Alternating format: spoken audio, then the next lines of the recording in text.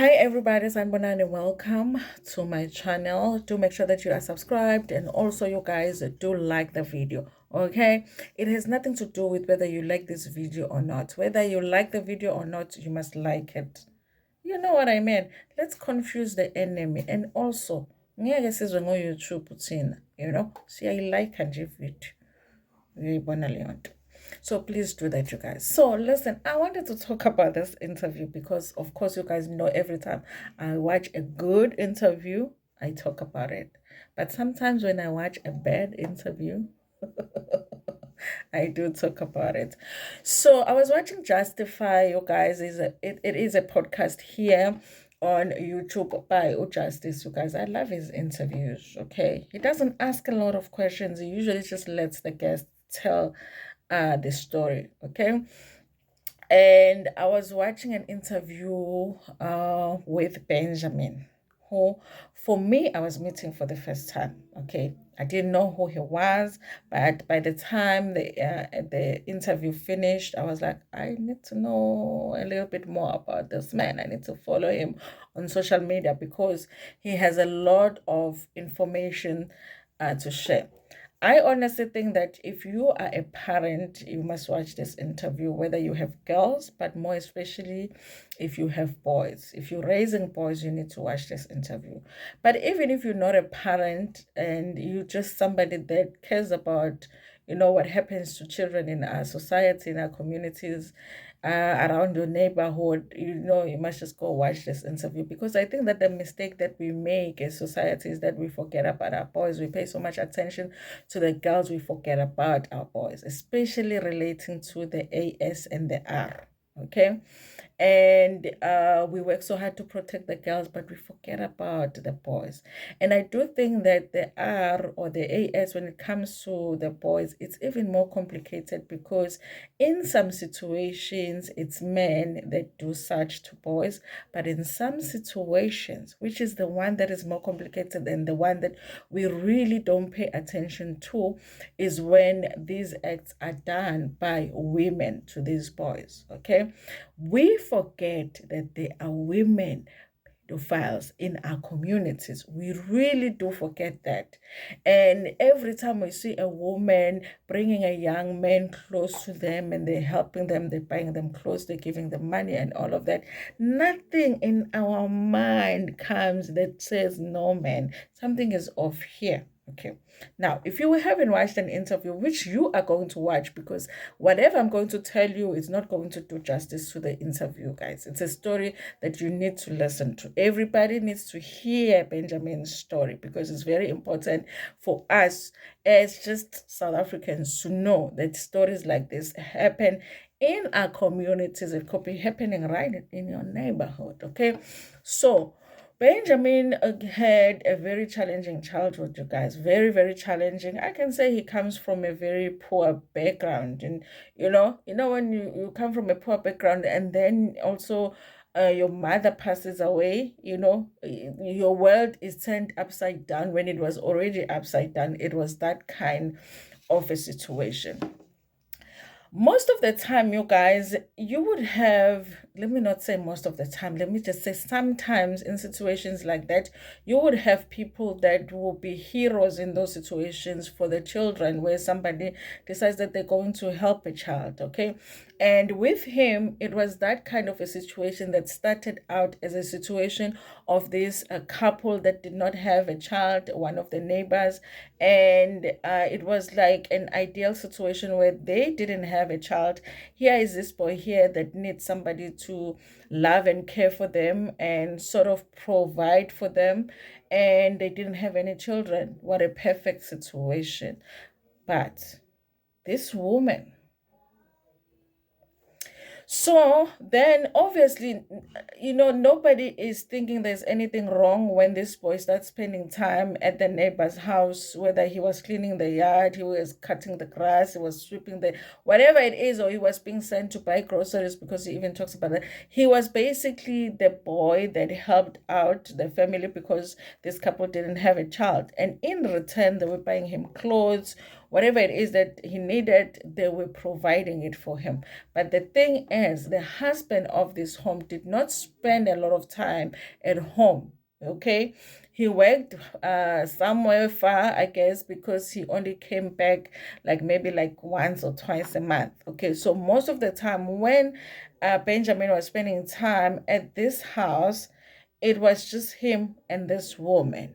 Okay, and this is when this evil woman started grooming the boy. Okay, first the grooming had already started because with them getting familiar with each other. Remember, these are strangers. I mean, your neighbor is a stranger because you're not related to this person. They just have a house next to your house. Okay, they started by getting familiar with each other, and then it developed a relationship where Justice Benjamin didn't have, sorry guys, Justice is a podcaster.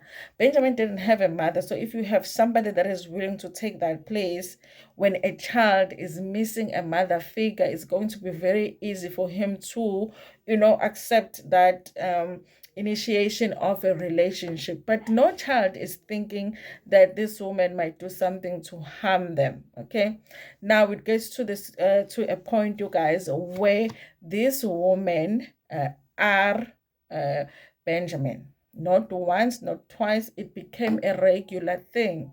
Okay, it became so regular that he even says himself that at some point he wasn't even feeling like a victim anymore. As much as that first time was very shocking, but it was at some point he wasn't even feeling like a victim when he actually was, because he was a child and this was a grown woman in her 40s. Okay, all because she was saying her husband was not around a lot and she had needs. I don't know why she did not go and find women her age who were willing, okay, to do this with her, but she decided, because she was a pedophile, she decided that she was going to do this to a young child. Okay, now here is the situation, you guys. Here's the thing. I think in our society we don't pay attention to what happens to boys, because had it been a girl, you guys, okay, if it was a girl that had lost their parents and they were like, you had a home where people, they are poor and they are struggling,